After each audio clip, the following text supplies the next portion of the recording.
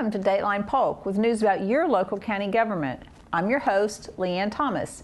Today, you'll learn about County Commissioners' actions from the February 5th meeting.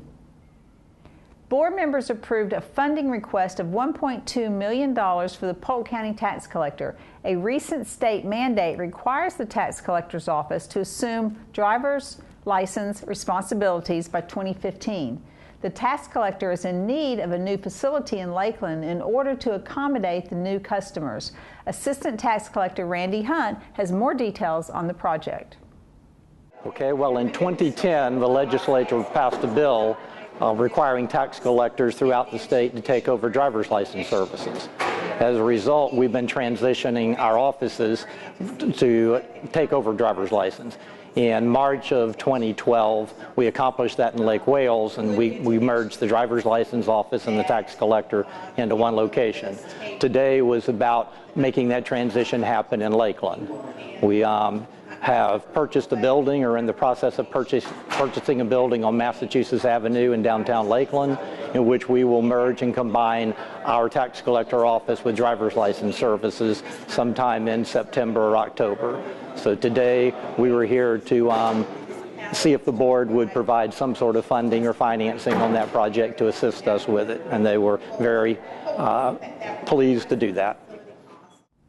Commissioners approved Polk Works' request to be designated as the direct provider of Workforce Investment Act youth services. By providing these services in-house, Polk Works expects to streamline services, increase the number of youth served throughout Polk County, and expand service territories and market reach. The board approved a capital improvement project amendment and budget revision of $300,000 to establish the Yates Road at West Pipkin Road intersection improvement project. Transportation Director Jay Jarvis has the project details. We had a CIP amendment today where we were creating a new CIP project to put a signalized intersection at Yates and West Pipkin Road in South Lakeland. We requested a transfer from an existing CIP project, Carter Road and 540A, where we had excess funding. And so we moved $300,000 to fund the Yates at West Pipkin intersection improvements. And so doing this today hopefully will improve traffic flow and make it a safer intersection at Yates and West Pipkin. In regular board action, commissioners approved the minutes from their board meeting held on January 22nd. They also approved the consent agenda as well as disbursements from the county comptroller. Board members recognized former Frostproof Mayor Kay Hutzelman for her many years of community service in Polk County. I think it's a matter of doing what you believe in, doing what you think is right and what is best. I heard several people say some very nice things, and that's not as important as doing the right thing. And I heard someone tell me that they were so very proud of what I had done because they felt that what I had done was in the best interest of Frostproof, and I think that's the whole goal. And also to let Polk County know what a great place Frostproof is, what it has to offer, what the people are there for and what they need, and to remind them that, you know, Polk County is all of the 17 cities and not just the larger cities, but to think about the little cities. And I really worked hard at that. You know, I was on the TPO board, the CFDC boards, other boards, but the whole purpose of that was to wave that little flag and let people know that Frostproof was there and that we were special, and I still believe that. And it was very difficult to leave, but due to the health of my husband, it was a choice that I made, and it was the right choice, and I know it was. And it was time to say, it's time somebody else stepped up to the plate. The board proclaimed the South County Jail Classroom 4 as the Sergeant Ronnie Brown Memorial Classroom. Sheriff Grady Judd accepted the proclamation. Sergeant Ronnie Brown led men and women in the South County Jail, a jail full of hardened criminals. And he kept them securely locked up there so the people of Polk County could be safe. And he died as a result of that. Sergeant Brown was the first detention deputy to die in the Polk County Jail as a result of felonious action. But here's what I want everyone to remember, that he was a great man, he was a great supervisor, and he was an even greater family man. And this Board of County Commissioners, as they do, they recognize and support law enforcement. They support detention. This Board of County Commissioners makes it possible through the proper appropriation of resources and funds that we can keep the people of Polk County safe. And I thank this Board of Commissioners for keeping us safe, but they went above and beyond by naming a room for Sergeant Ronnie Brown. So the detention deputies that will follow will know the total work that Sergeant Brown did, the total work that cost him his life. He was there keeping us safe. He was fighting a murderer who was locked up. That murderer was 6'10" and almost 300 pounds. And Sergeant Brown and his colleagues were in the midst of having to keep him under control in a very violent circumstance. So it wasn't lost on this Board of County Commissioners. They came to us and said, we want to name a room. We want to name something for Sergeant Brown. So people forevermore will recognize what a good man, what a great leader he was, and what our detention deputies do every day. And that is to protect the community by keeping the most incorrigible locked up. Commissioners made several appointments to community boards. Terry Simmers was appointed to the Industrial Development Authority for a 3-year term that expires February 2016. William Murrell was appointed by the Citizens Health Oversight Committee for a 2-year term, and Carlton Hodges was appointed to the Housing Finance Authority. During the public hearing, board members adopted a text amendment to the comprehensive plan that updates the capital improvements element section and schedule. The board also held a hearing to consider modification to the Central Florida Paintball Conditional Use Agreement. With a 3-2 vote, board members approved several modifications to the agreement. Commissioners Bell and Dantzler voted in opposition to the motion. The modifications include a new closing time of 6 p.m. or sunset, whichever comes first. The business may operate for 2 weekdays, and it must install a permanent 8-foot fence along the northern and western property lines. It may also host up to 8 tournament events per calendar year, with tournaments not to exceed 4 consecutive business days. And lastly, all vehicles must vacate the property 1 hour after business closure. R.J. Walters, Communications Specialist for the Transportation Planning Organization, joins us now with an update on transportation projects in Polk County. Thanks, Leanne. As the Polk Transportation Planning Organization continues to plan for future projects and services dealing with the county's roads, trails, and public transit, there have been recent discussions with Highlands County about the possibility of becoming a regional planning organization. Since the Sebring-Avon Park urbanized area became eligible for inclusion in a metropolitan planning organization based on its population in the 2010 census, Highlands County staff has been exploring its options, understanding that Governor Scott has publicly requested a reduction in planning organizations.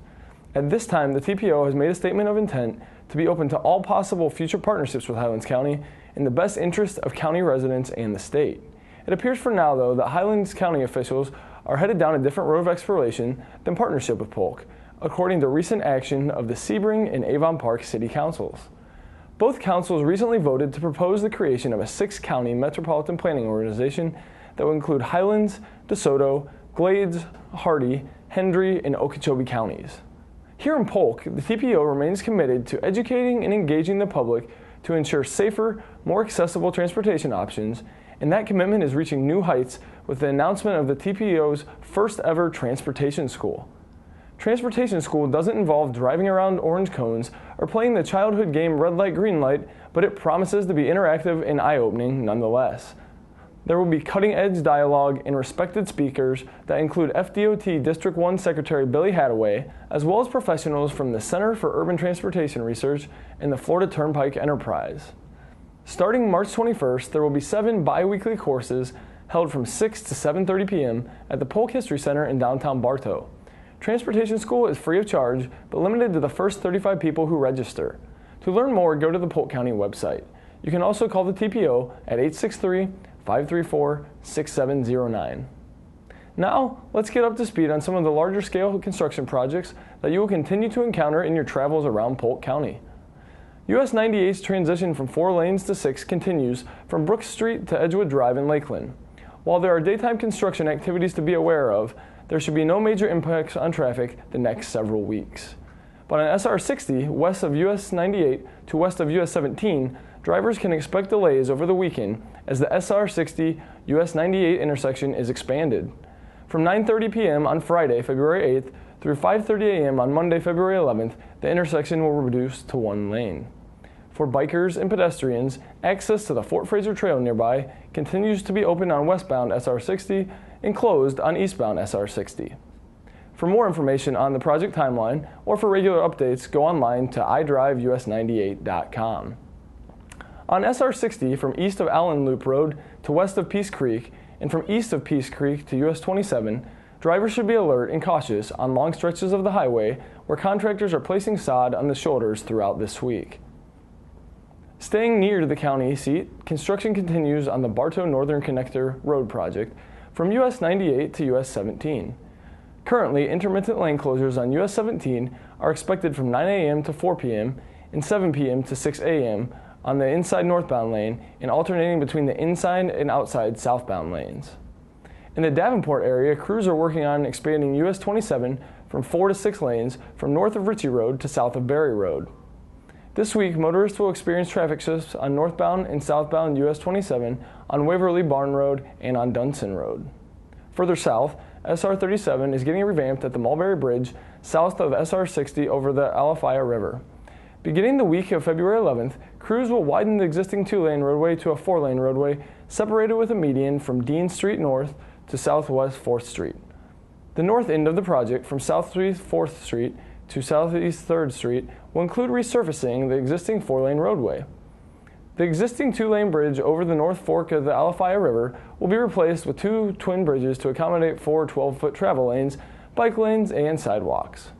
Along with the big ticket items, there are a busload of maintenance projects going on in Polk from the time the sun comes up until, well, it comes up again. The following are a list of daytime maintenance projects that may cause intermittent delays for drivers throughout the first half of February. On State Road 33 in front of the Polk County Health Department, another spot south of I-4 at Bridgewater Center Lane, and also just north of Glenwood Drive. US 17 is also home to a trio of maintenance projects which include from CR 640 Homeland to 9th Street Northeast in Fort Meade, from 9th Street Southeast in Fort Meade to Tillman Road, and from Scenic Highway and Frostproof between F Street and I Street. There's also daytime maintenance ongoing on SR 572 Airport Road at Gay Street and on SR 540 Winter Lake Road between Jock Lee Lane and the Saddle Creek Bridge. Another set of maintenance projects are being taken care of by crews burning the midnight oil.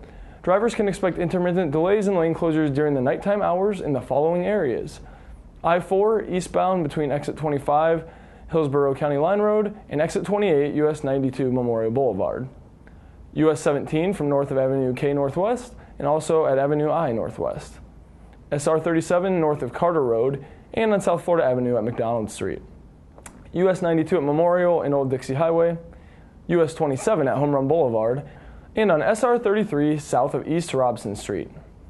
During the daytime hours, planners at the Polk Transportation Planning Organization continue to plan for future projects with the goal of involving the public from the get-go.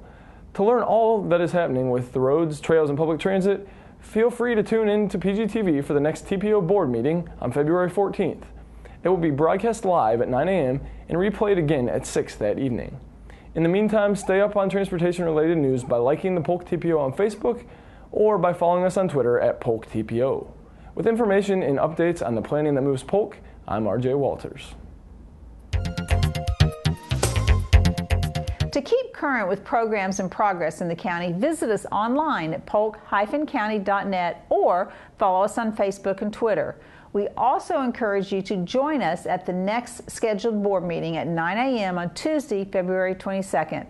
Thank you for watching this edition of Dateline Polk.